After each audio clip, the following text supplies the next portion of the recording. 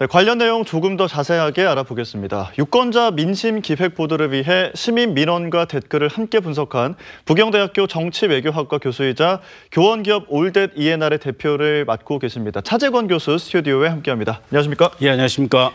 자, 교수님 앞서 보신 대로 민원 데이터 그리고 댓글 분석을 해주신 건데요. 구군별로 관심사가 다 달랐습니다. 분석하시면서 이 지역은 좀 특이하다 했던 지역이 있을까요?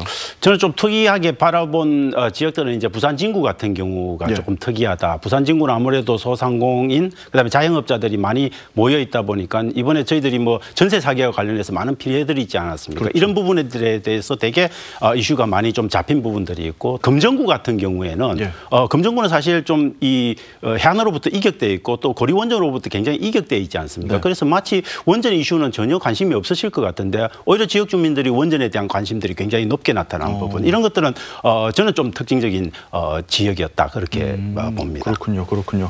자, 저희가 지난주 보도해드린 내용들이 정리를 좀 해드리면 교통, 도시재생, 해안가 안전, 인구 소멸과 같이 좀 굵직한 현안들이었습니다. 여러 도시가 공통적으로 갖는 하나의 주제였는데 이번에는 좀 지역별로 다양해 보입니다.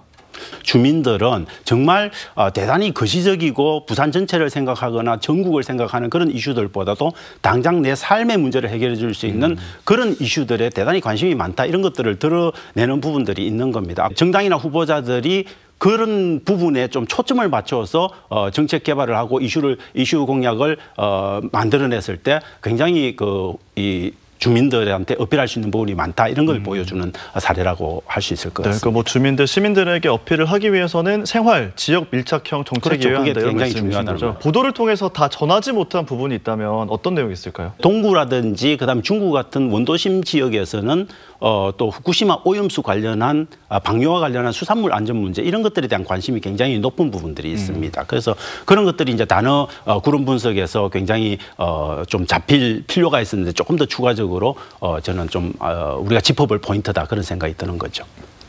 자, 마지막 질문을 드려야 될 것 같습니다. 이번 분석 자료가 총선 후보들에게는 좀 어떤 의미로 다가갈지, 그리고 후보들에게 바라는 점이 있다면 어떤 내용이 있을까요? 이번 이슈가 이전에 총선이나 지선이나 대선의 각급 선거에서 나오지 않은 이슈냐, 그렇지는 않다는 겁니다. 늘 저희들이 뭐 여러 가지 언론 기사를 보면 늘 잡히는 이슈들이 또 잡힌 거거든요. 그 말은 뭐냐면 지금까지 이 문제가 해결되지 않고 계속 누적적으로 축적되어 온 거고, 그것에 대한 여전히 갈증들이 지역 주민들이 갖고 있다는 겁니다. 저는 그래서 이런 것들을 좀 따갑게 바라볼 필요가 있다. 특히 정당이나 후보자가 정책이나 지역 공약을 개발할 때 이렇게 정말 주민들의 삶의 문제를 직접적으로 해결해 줄 수 있는 방향에서의 어떤 문제 해결 능력을 가진 그런 정책이나 공약, 이슈 개발에 조금 더 초점을 맞춰서 할 필요가 있다, 이런 것들을 던져주고 있어서 저는 이번 분석을 정말 지역 주민들도 좀 이런 의지를 갖고 정말 문제 해결을 해줄 수 있는 사람들을 제대로 한 표를 행사해서 뽑는 것도 중요하지만